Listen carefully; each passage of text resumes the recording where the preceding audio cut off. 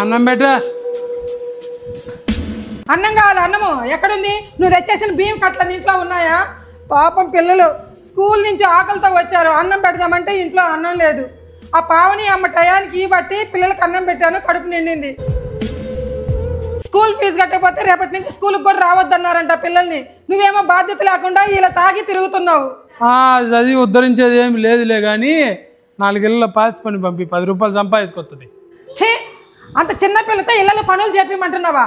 నీలాంటి తాగుబోతోని చేసుకొని నేను 10 ఇళ్ళలో పని చేసుకొని బతుకుతున్నా, సరిపోదా? నా కూతురు కూడా పనులు చేయాలా? అవసరం లేదు. నా ప్రాణం ఉన్నంత వరకు నేను కష్టపడి నా బిడ్డలు చదివించుకొని ప్రయోజకులను చేసుకుంటాను. నువ్వెవడన్నా జావు.